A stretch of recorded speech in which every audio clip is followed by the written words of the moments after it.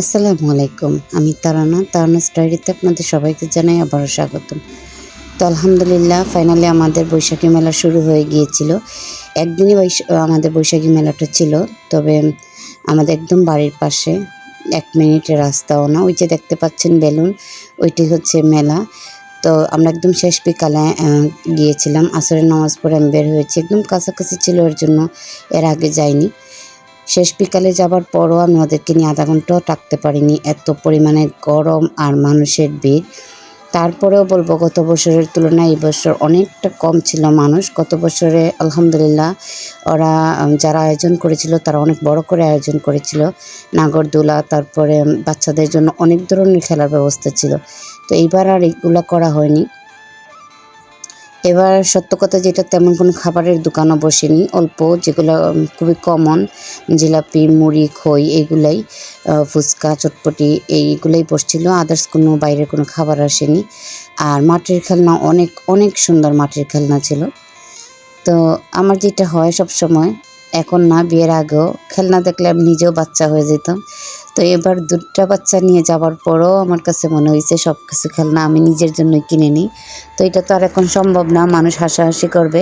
তো কী হয়েছে, বাচ্চাদের উসিলায় নিজেই কিনে নিলাম অনেকগুলো খেলনা, আর দেখালাম যেগুলো বাচ্চাদের জন্য নিছি। তো ফার্স্টে আপনাদেরকে আমি মেলাটা ঘুরে ঘুরে দেখাচ্ছিলাম। বেশি বড় অনেকগুলো কিন্তু দোকান বসছে, কিন্তু আমি সবগুলো দোকানের ভিউ নিতে পারিনি। বললাম তো অনেক অনেক মানুষ ছিল আর প্রচণ্ড রকমের গরম। আধা ঘন্টা পরে তো আইজা বমি করা শুরু করে দিয়েছে গরমে।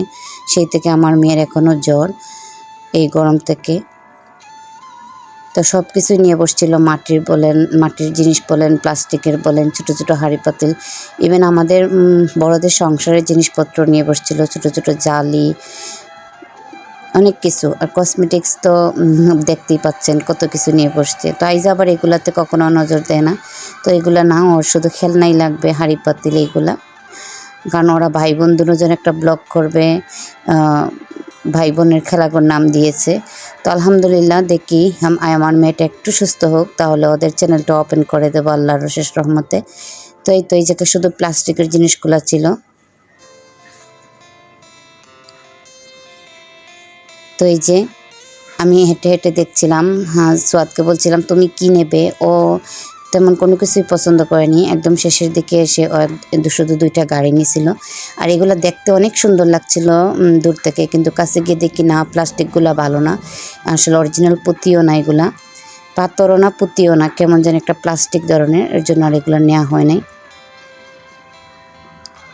আবার নিচের ব্ল্যাক কালারগুলো অনেক সুন্দর ছিল, এগুলো আবার পাথরের ছিল ছেলেদের জন্য যেগুলো, সেগুলো আবার মাশাআল্লাহ অনেক সুন্দর ছিল দেখতে। তো অনেকগুলো ছেলেই ভিড় করছে এই দোকানটাতে। তারপর আর আমি এই জায়গায় যাইনি, আমরা চলে আসছি।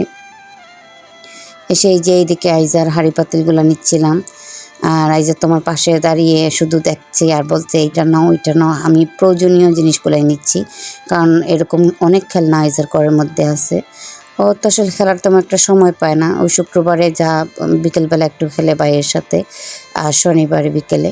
আর তোদের সময়ই নেই খেলার। আমরা কত খেলছি সব ভাই বোনরা একসাথে মিলে, কাজিনরা একসাথে মিলে, আর এখন ওদের সময় নাই খেলার মতো।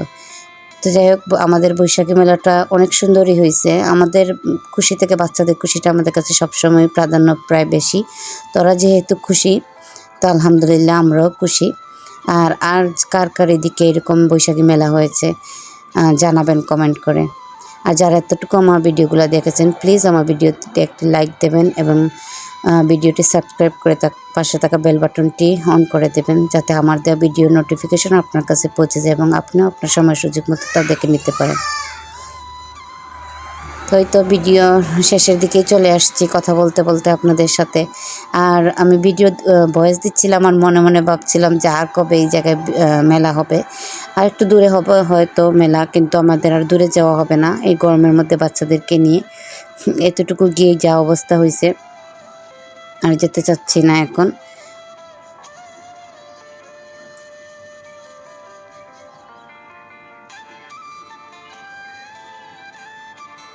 এই জায়গায় কিছু খাটের জিনিস নিয়ে বসছিল। তাই তো আমরা বাসায় আসার পর আইজা সব কিছু খুলে দেখছিল, কিন্তু আমার মেয়েটা একদম বিছানায় পড়ে গেছে, অনেক বমি করছে বাসায় এসেও। আর এই থেকেই ওর জ্বরটা শুরু। আমার বাচ্চাদের জন্য সবাই দোয়া করবেন আর আমার পরিবারের জন্য দোয়া করবেন। আল্লাহ তাআলা যেন আমাদেরকে সবসময় ভালো এবং সুস্থ রাখেন। আমিও আপনাদের জন্য মন থেকে দোয়া করি। দেশ ও দেশের বাইরে থেকে যারা প্রতিদিন আমার ভিডিওগুলো দেখেন, তাদের সবাইকে আমার অনেক অনেক ভালোবাসা। তো নতুন আরেকটা ভিডিও দেখার আশায় আজকের মতো আল্লাহ হাফিজ। আসসালামু আলাইকুম।